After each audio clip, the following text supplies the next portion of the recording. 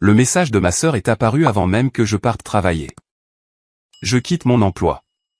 Tu prendras soin de nous pendant que je chercherai mes marques.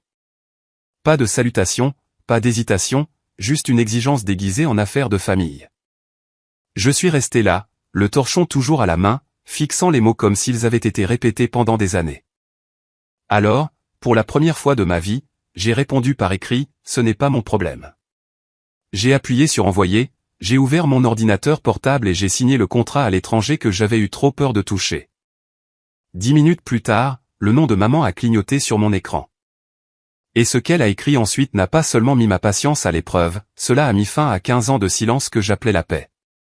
Avant d'entrer dans les détails, aimez cette publication et dites-moi, avez-vous déjà été celle qui a finalement dit non après des années à maintenir la famille unie? Je pensais qu'être fiable était quelque chose dont il fallait être fier. Mes parents, eux, le pensaient vraiment. À chaque dîner de famille, maman levait son verre et disait, « À Lily, celle qui fait tourner cette famille. » Tout le monde riait, mais je savais ce que cela signifiait, celle qui paie pour tout. De l'extérieur, nous avions l'air parfait, une maison de banlieue impeccable, du poulet rôti au four, le football qui bourdonnait à la télévision. À l'intérieur, chaque sourire avait un prix. Les petits rappels de maman concernant les factures de Jenna, le hochement de tête discret de papa vers moi quand l'addition arrivait. Même les câlins de Jenna venaient avec des messages de suivi, « Peux-tu couvrir le loyer jusqu'au mois prochain ?» 15 ans de cela avaient transformé la responsabilité en réflexe. Je me disais que j'aidais juste, que j'étais une bonne fille, une bonne sœur. Mais la vérité était que j'étais leur filet de sécurité, et personne ne m'a jamais demandé si je pouvais me permettre de craquer. Jenna a toujours été la rêveuse. Elle passait d'un projet créatif à l'autre, postant des citations sur la liberté tandis que sa facture de téléphone atterrissait sur mon compte. Maman la défendait comme si c'était un devoir sacré. Elle a juste besoin de soutien en ce moment, chérie. Tu es la plus stable. Stable. Ce mot sonnait autrefois comme un compliment. Maintenant, cela ressemblait juste à une cage avec du papier peint. Michael, mon petit ami, a vu clair avant moi. Une nuit, il a dit, tu sais qu'il t'aime parce que c'est pratique, n'est-ce pas? J'en ai ri sur le coup, mais ces mots sont restés, silencieux et acérés, comme une écharde. Le dernier dîner avant que tout ne craque était un classique du théâtre familial Pierce. Jenna est arrivée 20 minutes en retard, vêtue d'un manteau de marque qui aurait pu payer mes charges. Maman a gazouillé, tu as eu une semaine si difficile, pendant que je versais le vin et faisais semblant de ne pas exister. Papa a grogné son approbation. J'ai souri malgré la chaleur qui montait dans ma poitrine.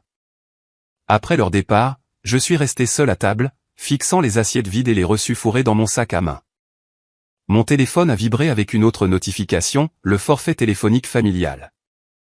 Mon propre nom était enfoui sous ceux de tout le monde.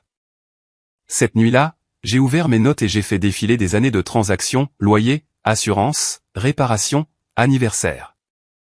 Ce n'était plus de la générosité. C'était la preuve de jusqu'où j'étais allé pour acheter la paix. J'ai fermé l'application, me suis adossé à la chaise et j'ai murmuré dans la cuisine silencieuse, combien de temps encore suis-je censé maintenir cette famille unie? Et quelque part au fond de moi, une voix que j'avais ignorée pendant des années a finalement répondu, tu n'es pas obligé. Cela a commencé par un autre dîner du dimanche qui avait l'impression d'un déjà-vu, même table, même silence, même performance. Jenna avait quitté son dernier emploi pour se concentrer sur sa santé mentale, et maman l'a traité comme un acte de bravoure. Cela demande du courage, ma chérie, a-t-elle dit, les yeux brillants de fierté. J'ai fixé mon assiette. L'année dernière, quand j'ai pris un jour de congé maladie pour épuisement, elle m'a traité de dramatique. Jenna a fait tournoyer sa fourchette, souriant tandis que son petit ami, Caleb, s'adossait, un sourire narquois aux lèvres. Elle construit sa marque, a-t-il dit. Tu ne comprendrais pas, Lily. Tu es plus corporate. La façon dont il a dit corporate donnait l'impression d'une maladie. J'ai voulu demander si marque signifiait que je devais à nouveau payer ses factures, mais je me suis mordu la langue. Après le dîner, maman m'a coincé près de l'évier, baissant la voix comme si elle livrait des secrets d'État. Ta sœur traverse une période difficile. Tu peux aider un peu plus longtemps, n'est-ce pas? Aider. Le mot qui était devenu malaise. J'ai hoché la tête de la même manière que toujours, parce que se battre ne changeait jamais rien. Cette nuit-là, j'étais couché dans mon lit, faisant défiler mes notes. La liste des paiements me fixait, assurance voiture, loyer, forfait téléphonique. Ma propre écriture ressemblait à des preuves dans un crime que je continuais de commettre contre moi-même. Michael a envoyé un message, ça va? J'ai tapé, juste fatigué. Puis je l'ai supprimé. Il a appelé à la place. Tu n'es pas juste fatigué, a-t-il dit doucement. On te vide de ton énergie. Je peux gérer, ai-je murmuré. Gérer n'est pas vivre. La ligne est devenue silencieuse après cela, mais ces mots sont restés. 2 semaines plus tard, la vraie fissure est apparue. Il était un peu plus de 8h12 du matin. La lumière du soleil filtrait à travers les stores, mon ordinateur portable était ouvert, le café refroidissait à côté de moi. Mon téléphone a vibré 1 fois, 2 fois, puis une 3e fois. J'ai jeté un coup d'œil. C'était un message de Jenna. Je quitte mon emploi. Tu prendras soin de nous pendant que je chercherai mes marques. Pas de salutation, pas d'explication, juste une attente. J'ai gelé.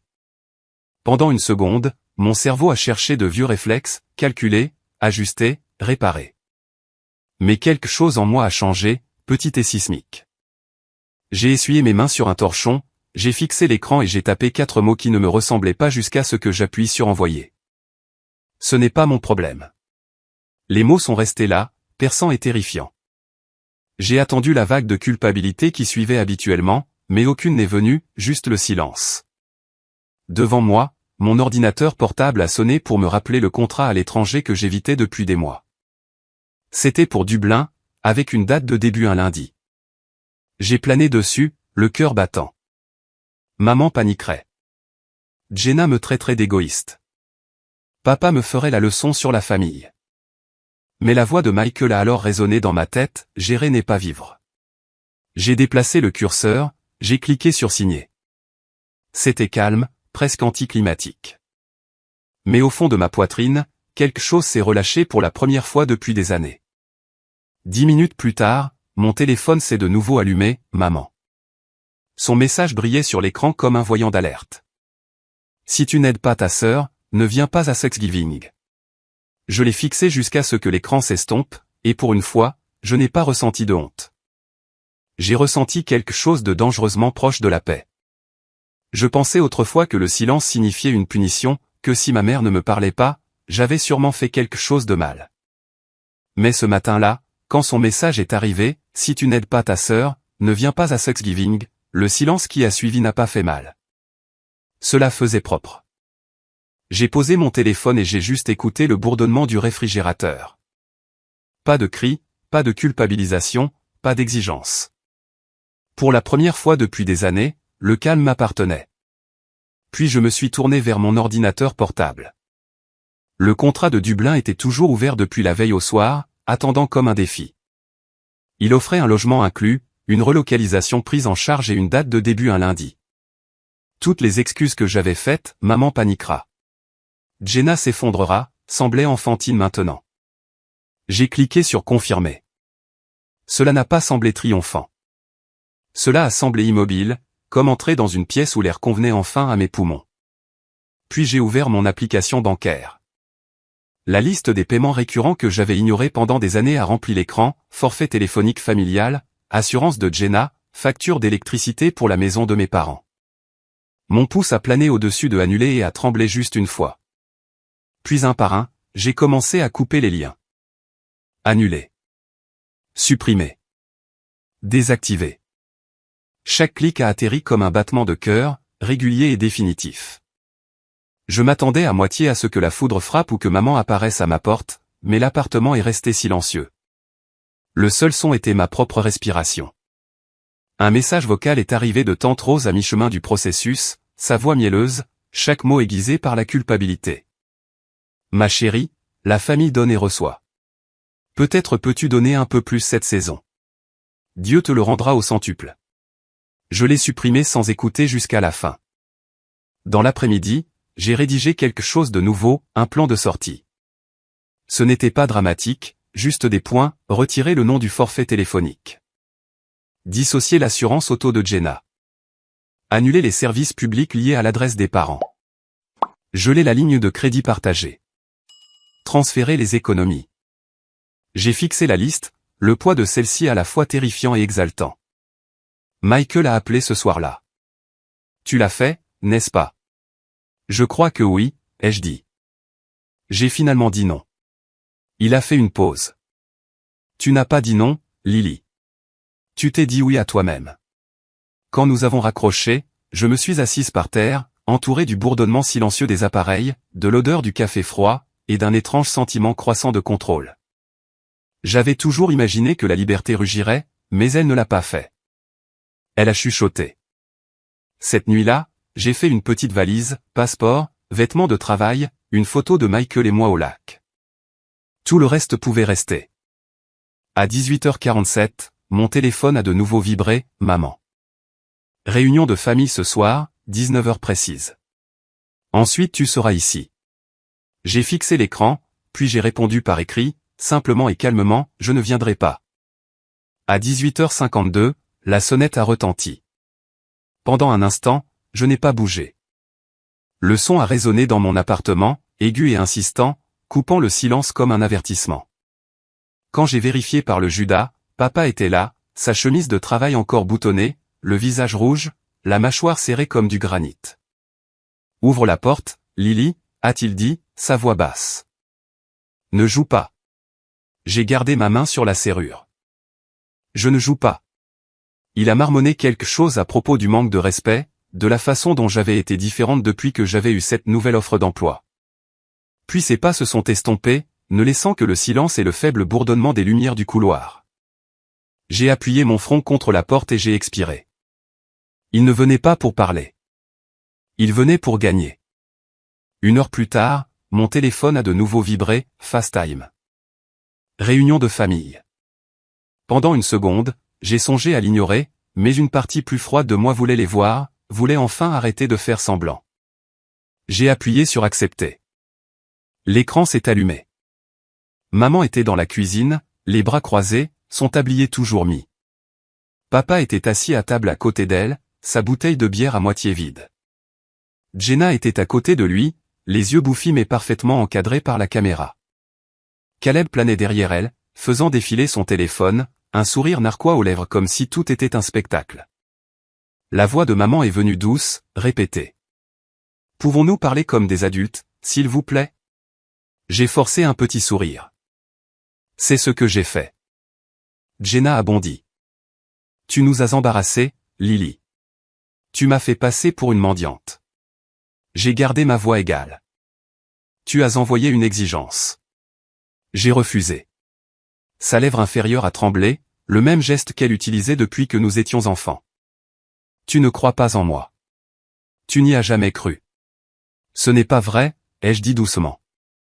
Je croyais que tu grandirais. Caleb a ri sous cap. Elle est si coincée. Pas étonnant que tu sois célibataire la moitié de l'année. Mes yeux se sont posés sur lui. T'entends-tu seulement? Il a haussé les épaules. Juste une blague. La patience de maman a cédé. Ça suffit, Caleb. Puis elle s'est tournée vers moi, la voix s'aiguisant.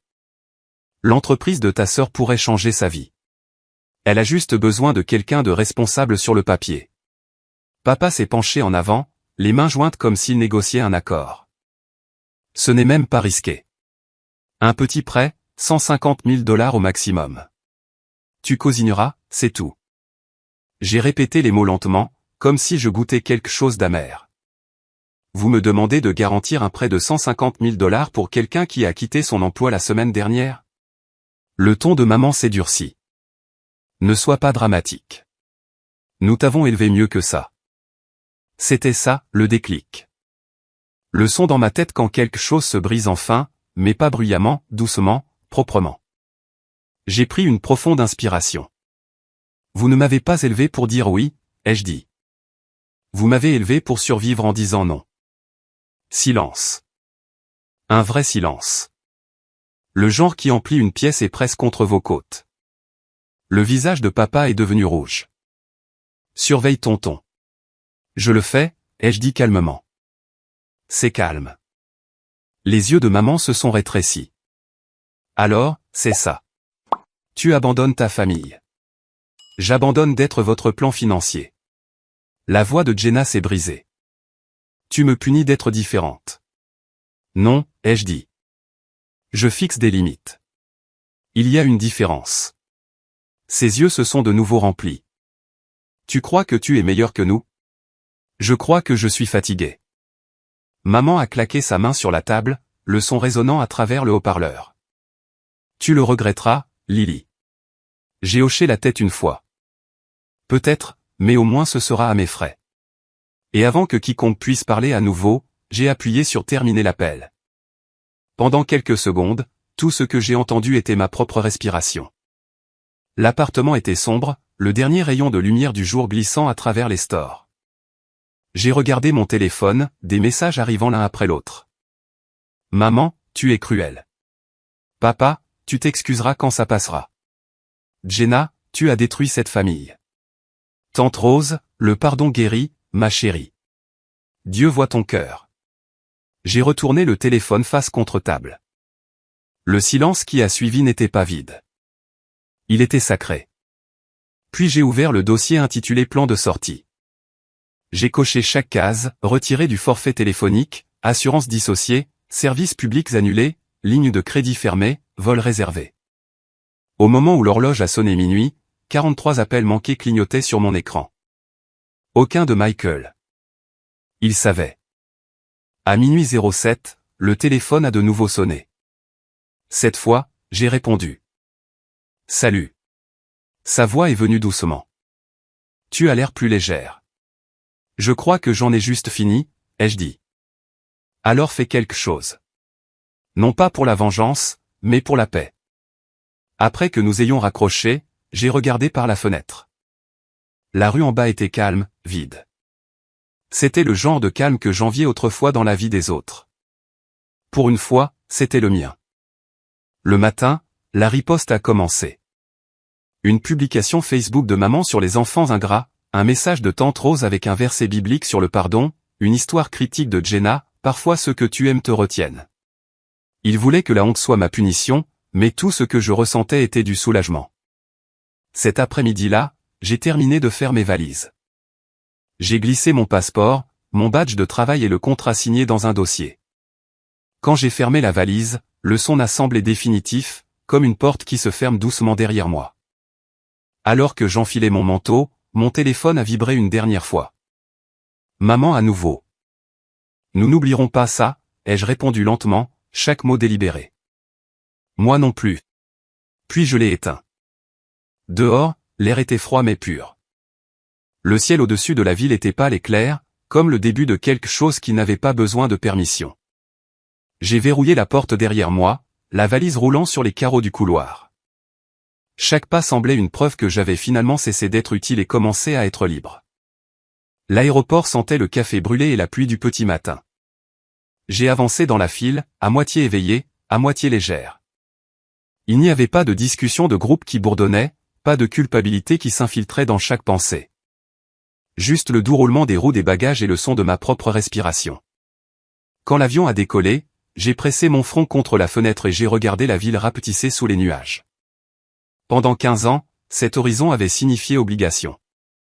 Maintenant, il semblait presque beau de loin. Dublin était plus froid que je ne l'attendais, ciel gris, pavé mouillé, air qui avait le goût de sel et de liberté.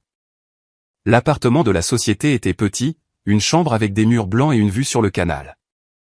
La première nuit, j'ai déballé une valise, j'ai préparé du thé et je me suis tenu à la fenêtre jusqu'à ce que les lampadaires s'allument. Tout à l'intérieur de ces murs m'appartenait.